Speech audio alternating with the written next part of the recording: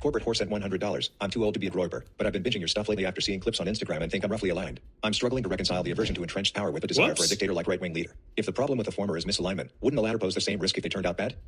See, that's a dumb question. You think that the problem is the abstract. The problem is the particular. The problem is not that there is power. There will always be power. There will always be a regime. Someone will always have power. They will always use power. Their identity will always color that regime. So the question is not whether there will be a regime. The question is, what kind of regime will it be?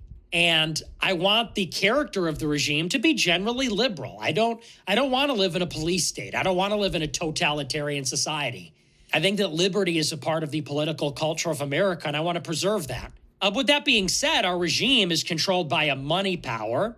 It is deeply influenced by foreigners, not just Jews, but many foreign-born people, immigrants, people that came here on visas, but it is also quite a few Jews, atheists, cosmopolitans, homosexuals, many, and they're non-Jewish too, many of them, a lot of women. And so their identity colors the type of regime that we have. We have a feminist, cosmopolitan, pro-diversity, globalist regime. We want a regime that is nationalist, that is Christian, patriarchal. So that may be because you're old. An old person might say, the problem is the man.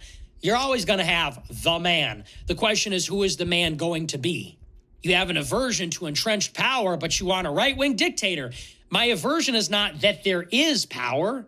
My aversion is what the power is doing. And it's a tale as old as time. It's like saying, my dad is an alcoholic, so no one should have a dad. It's like, no, you want a good dad. You're always going to have dads. There'll always be dads. We need dads, but we want good dads. We want dads that are strong, good, noble, virtuous. And the same goes for government. The same goes for anything. You're always going to have the rich and the poor. You're always going to have the powerful and the powerless. You're always going to have these asymmetries. We just want to have institutions that mitigate excess and abuse.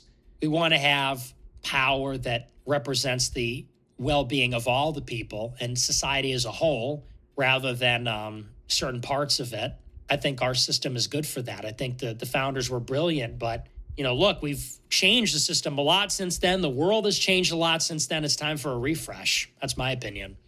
Yeah, that's like a big hurdle for a lot of boomers to overcome. They're like, these libertarians. Well, don't you think we should just shrink government? It's like, no, someone will always be powerful because there's asymmetries in information and IQ, and all the old are more powerful than the young, right? Like all these things contribute to hierarchy.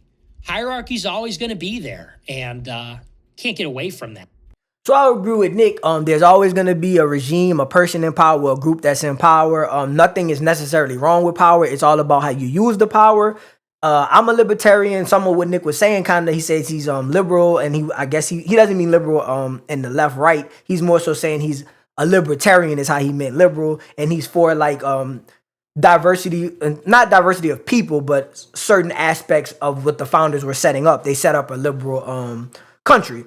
Now, the issue that I took with Nick was when he started to talk about the gays, or he started to talk about women, etc. He was just basically trying to say how it was set up with white men, Christian men, nationalists, like America first. I'm not against America first, but he's basically just trying to set up a specific narrative of what he thinks who should be in power, right? So that's why we go out and vote. We have a diverse group of people. Everybody gets out and votes. So I do think that some of the ideas that he's trying to promote, older prior values from America, like family, hard work, patriotism, I think those are not just good, they're great. I think we should have stronger families. I think we should be more patriotic in terms of serving the government with the military, and as far as in terms of voting, in terms of being good citizens, cleaning up, just doing our part to make America run well and be a productive society. So I agree with Nick with all that. I think, again, just always with him, he believes that these things are more so done through the white patriarchal structure. So I'm a man. I even believe in the patriarchal